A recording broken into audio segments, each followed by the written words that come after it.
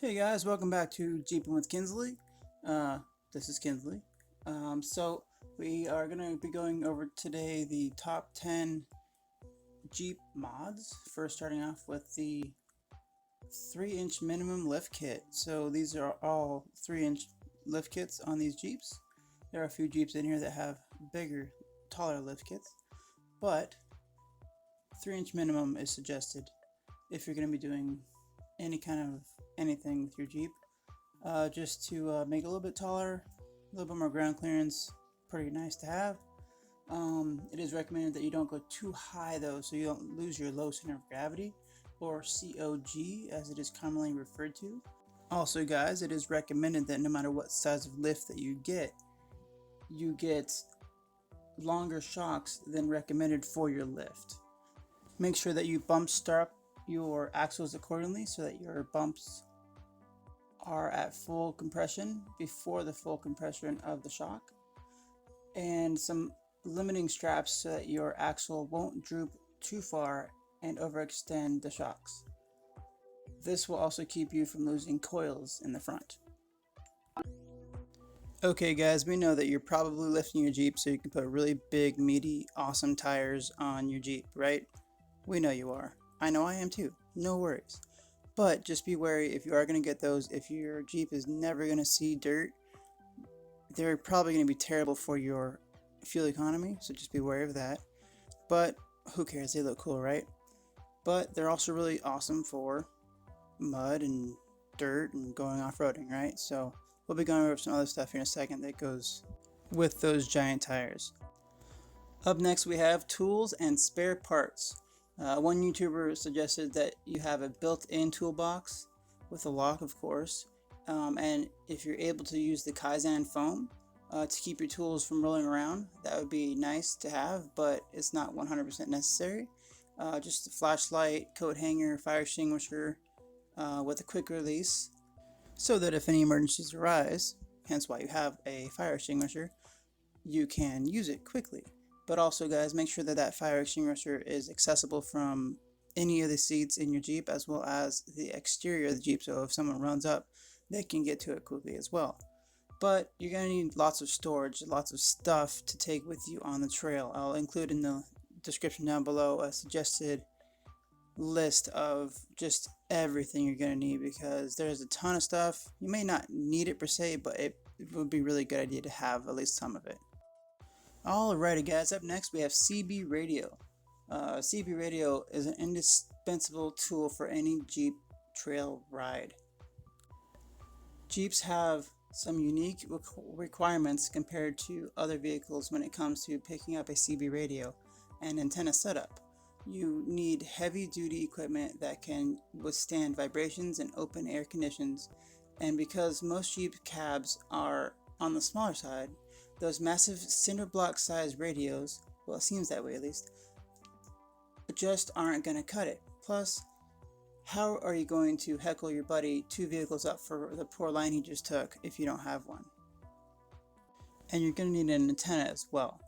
As a general rule for antenna installations, longer equals better, higher equals better, higher quality equals better as well. Just remember those things if you're looking for a CB radio and a CB radio antenna. Don't skimp on that for sure. But anyways, I digress.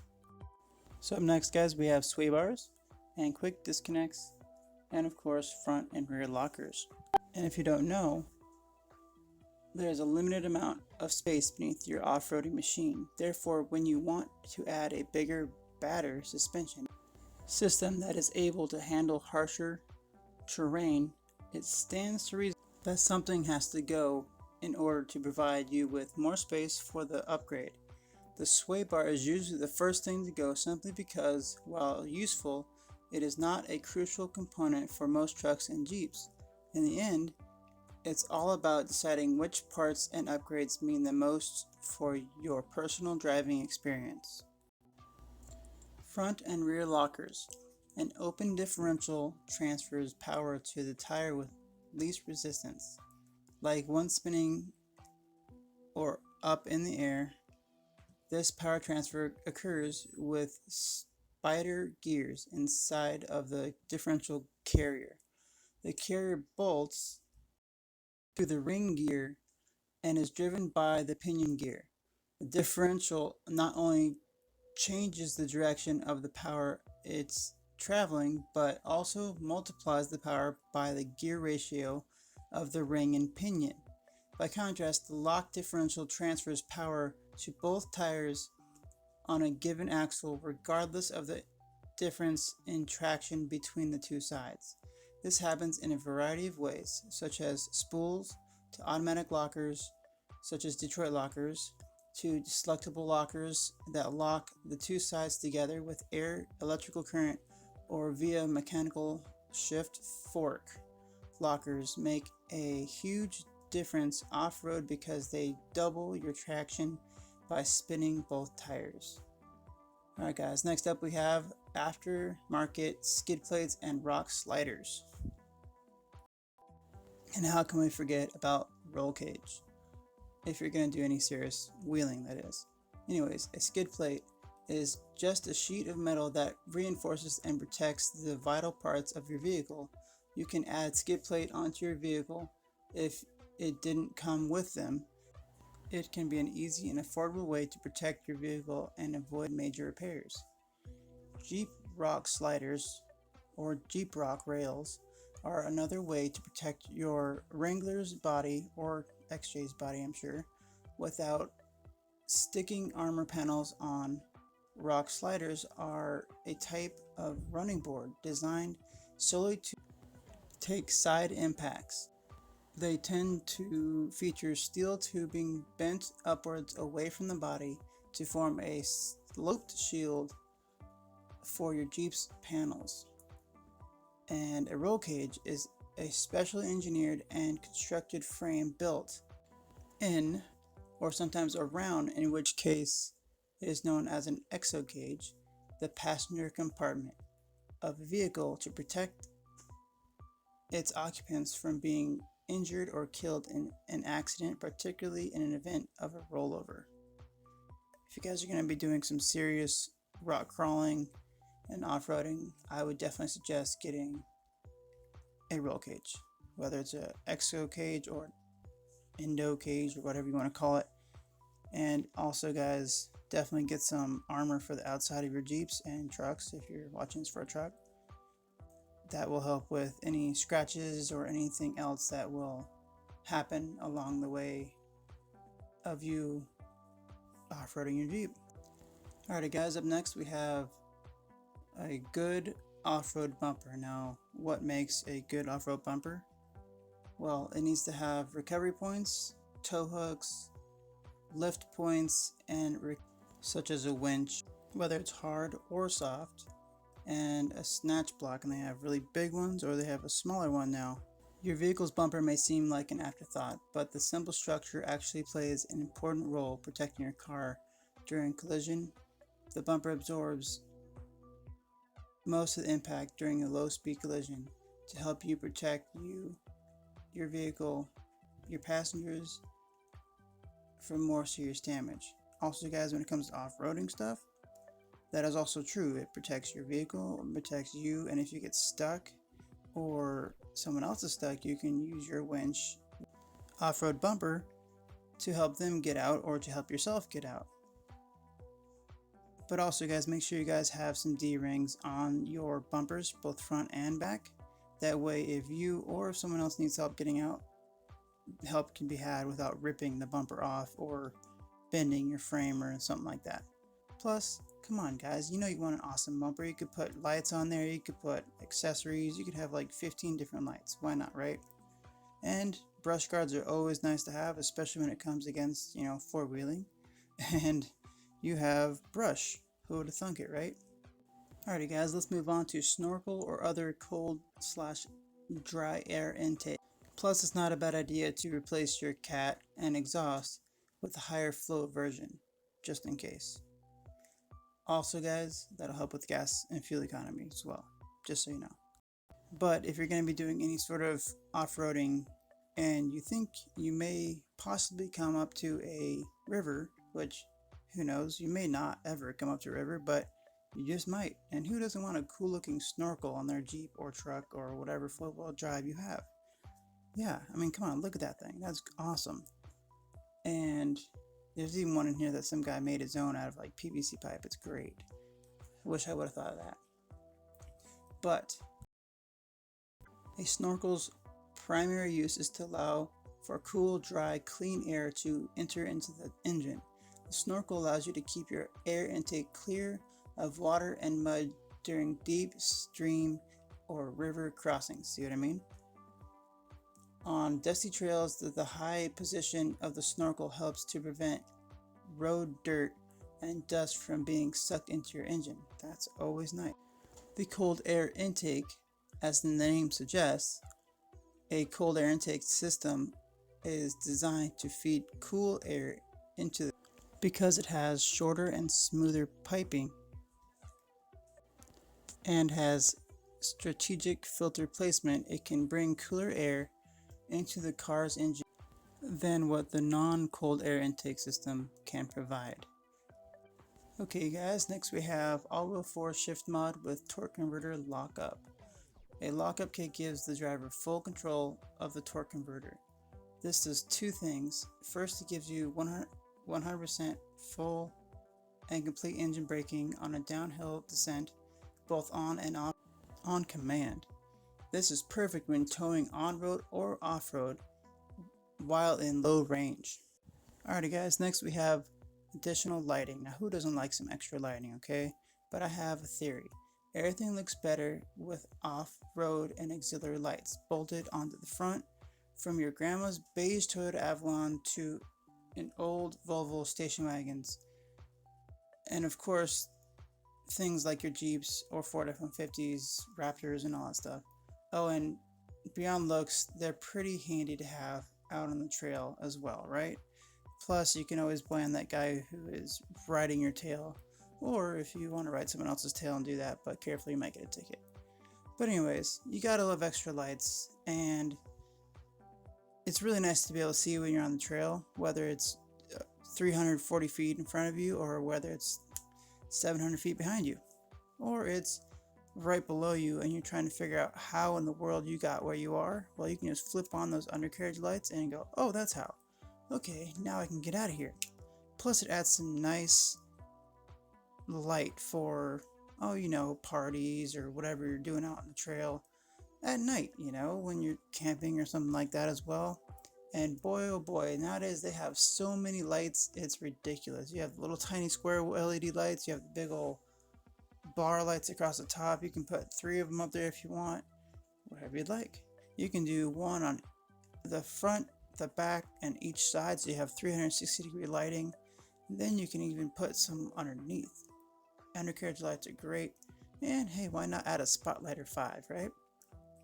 Either way, you can do that as well as add some custom switches and all that stuff, so you can turn this on but not that, that on but not this, and you can probably impress some people on the road. Just saying. I wouldn't suggest it though, because you might get a ticket again. Gotta love it. I really like this yellow Jeep coming up. It has the lights there on top of the luggage rack up there. You know, he has another one on the side, and I'm sure he has one on the very front too. But anyways guys, lights are awesome. Who doesn't love them? Well, this guy might like them too much. Ooh yeah, maybe don't do that unless it's just temporary to celebrate Christmas or something. Then totally do it, because I bet your kids would love it. Just kidding. Well, I'm sure they would. But either way. Next we have the runner-ups. We have no door mods. It's completely legal to remove your Jeep doors and drive on public roads without them, as long as you are care of a few minor things first. When you remove your Jeep doors, you also will be moving your mirrors.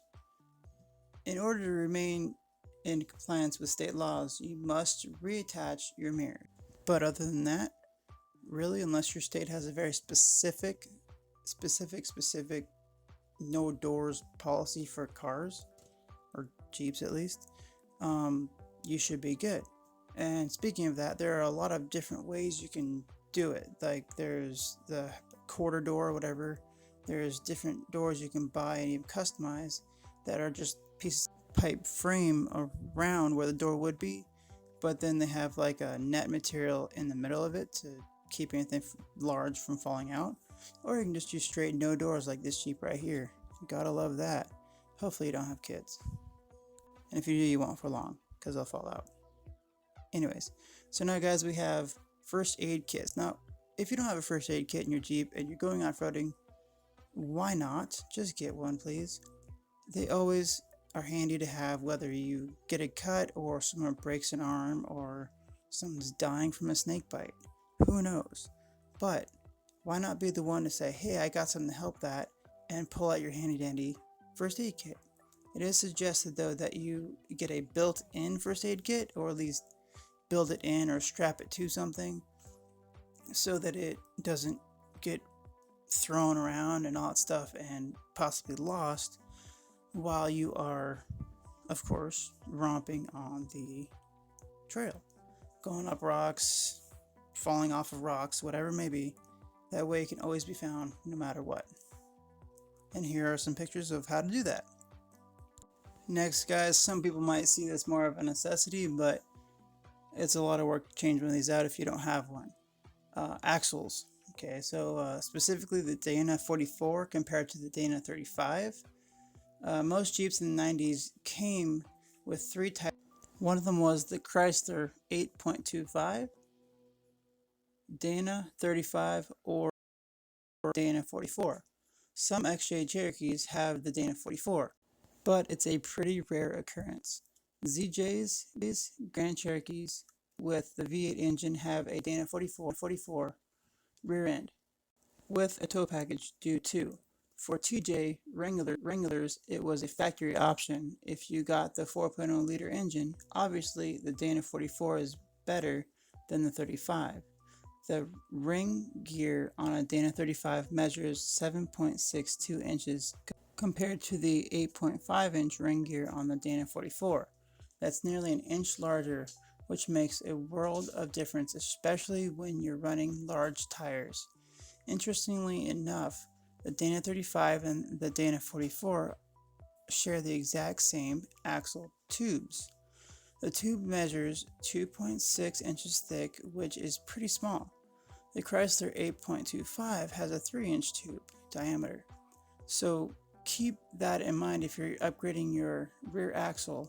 The Dana 35 axle shafts have 27 spines and a 1.8 inch diameter. The Dana 44 axle shafts have 30 spines and it may not sound like a big difference, but it actually is a pretty big difference. Plus, if you want those larger wheels, you're going to want to have a Dana 44 because a 31-inch tire is a lot more than you think, and it'll completely explode your pumpkin down there, and a 35. So definitely, if you're going to upgrade your suspension and get bigger tires, get a 44. Next, for the runners up, and who doesn't pack one of these anyways, I don't know, but an ice box or a cooler. I always call them ice box, but whatever. They keep your food cold and good. They keep your drinks cold and awesome. There's enough said right there, right? There's also a bunch of different ways you can carry your cooler in your Jeep. We've seen a few where people have them built inside, like a little box, and you pull them out, like that one right there. There's even one that someone had made that is like a cooler caddy or something. You put on the back of your Jeep and it just mounts in the back there and you're good. And lastly, guys, with this comes common sense. When it comes to four-wheeling and Jeeps and all that stuff, common sense is like a superpower. You need to have it. Don't go jumping off a cliff with your Jeep and think everything's going to be okay. Do everything correctly. If you're going to cut corners, make sure you do it wisely, and at least you're advised by a mechanic or someone who knows how to work on a car. That's all I can really say. Thank you guys for watching, and please do not forget to like and subscribe, and why not leave me a comment. Let me know what upgrade you think I should do next. And thank you again for stopping by today with Jeeping with Kinsley. Have a great day, guys.